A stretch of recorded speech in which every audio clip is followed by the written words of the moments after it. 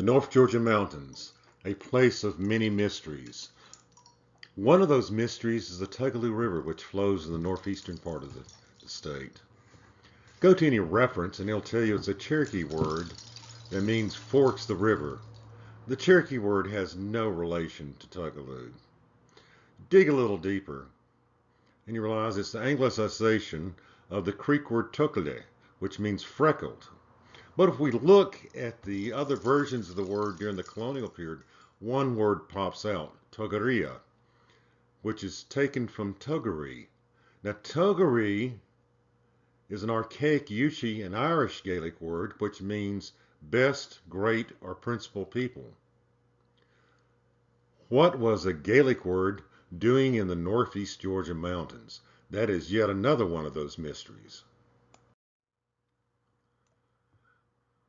A pioneer archaeologist in the South United States, Charles C. Jones, Jr., wrote the landmark book, The Antiquities of the Southern Indians. He tells us things that conflict greatly with what archaeologists are now telling the public. And I think it's important to read an excerpt from his book so we get the facts of the situation. The beautiful valleys of the Etowah, the Coosawattee, the Ocmulgee, and Oconee, Savannah, and Chattahoochee were rendered remarkable by the presence of earthen tumuli of unusual size. When English-speaking settlers came to the Georgia Piedmont and mountains, they also encountered many stone structures throughout the landscape. There were many stone wall terraces, stone altars, and even the ruins of ancient stone buildings. Within a generation, most of these stone structures were gone and almost forgotten. They had become foundations, chimneys, and the walls of new buildings. No one knew who had built these mysterious structures. It was supposed that such things could not have been built by Indians, since they were thought too primitive to create such architecture. It was supposed that perhaps a Spanish or Welsh prince Madoc built them.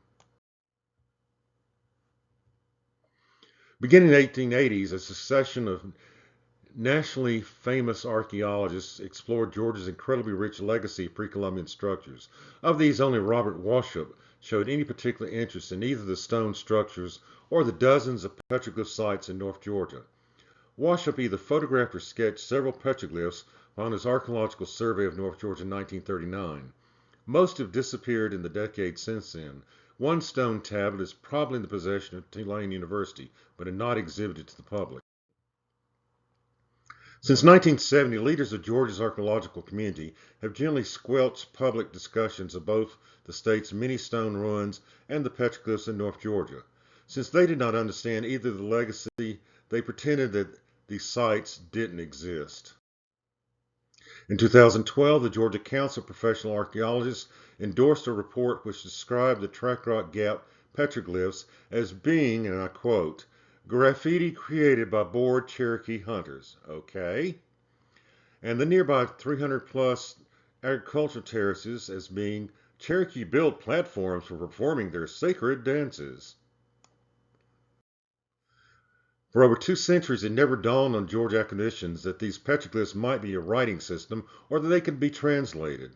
Tourist-oriented literature, plus folksy local or Cherokee history books, typically call them the Cherokee Petroglyphs of Georgia.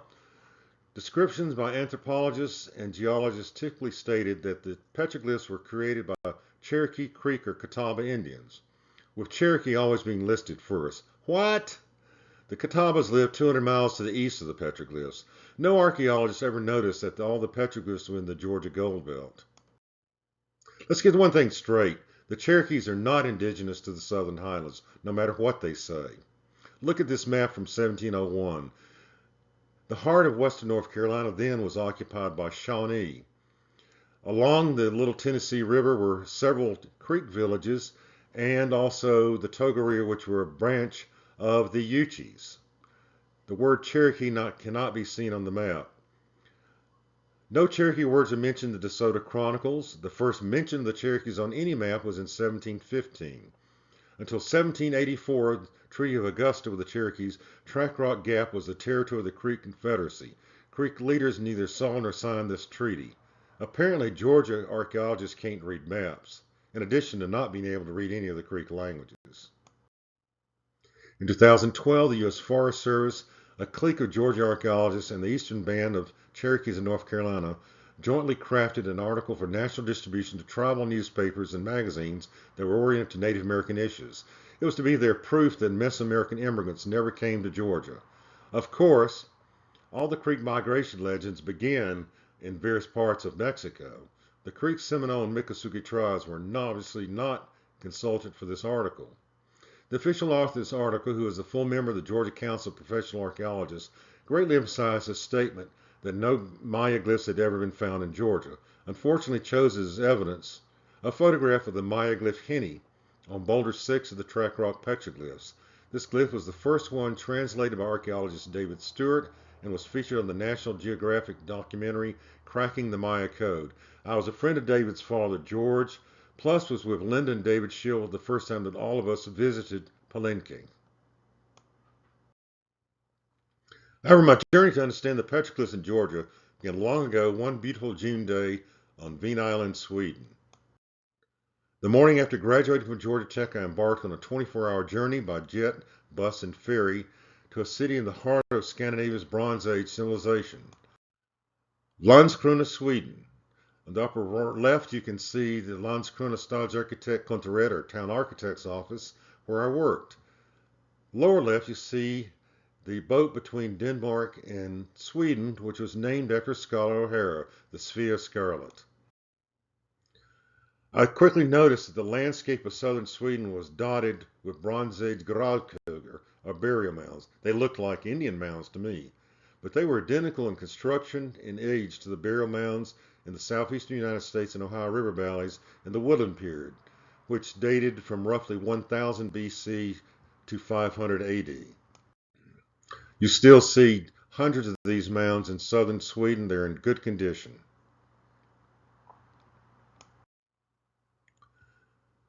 On the third day of my job, my boss, Stadsarkitekt Gunnar Lud, said we were taking the boat to Veen Island to see the project area where I was to design a pedestrian village.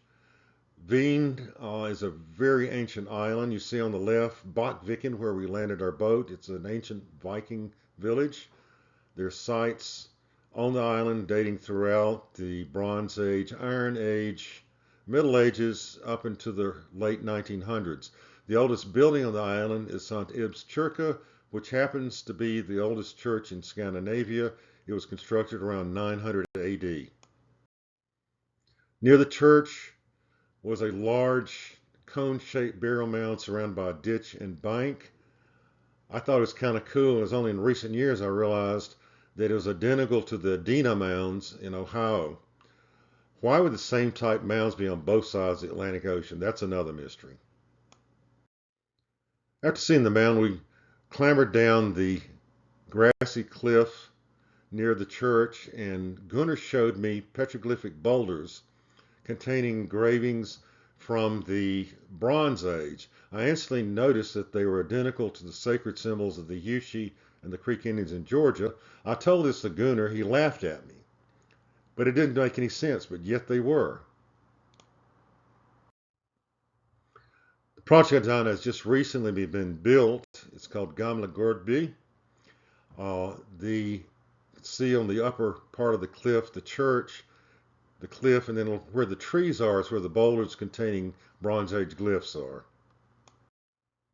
The mystery of the creek's sacred symbols being on boulders on the water's edge of an island in the Öresund Channel stayed in the back of my mind through the decades after returning from Sweden. I could not explain the phenomenon and seemed to have nothing to do with the practice of architecture. Thus it remained a secret mystery until around 2014. Archaeologists tell people there's no evidence of contacts between North America and Bronze Age Europe. This is not true.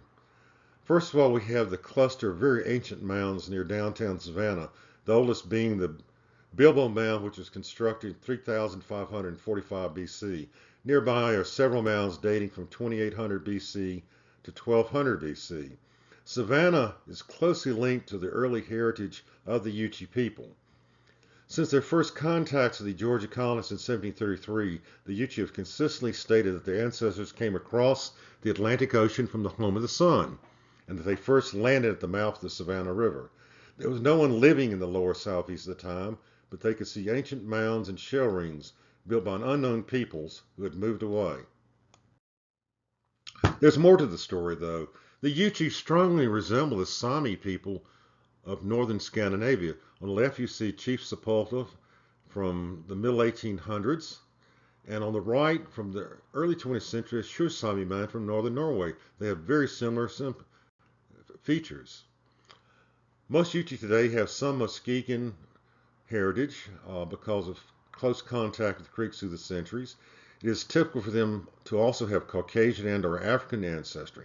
However, they typically have very little DNA from northeastern Siberia, like most Native Americans. Instead, they have Native American features coming from a mixture of Minoan DNA from Peru, Sami DNA from Scandinavia, Uralic DNA from Finland, Seray DNA from pre-Celtic Irish, and Basque DNA from Iberia. Why would the same DNA and 4,000-year-old sacred symbols be found 4,600 miles or 7,403 kilometers apart on opposite sides of the Atlantic Ocean? That they should belong to the same peoples seemed implausible, yet there was no other explanation. There was contact between northwestern Europe and present-day Georgia during the Bronze Age.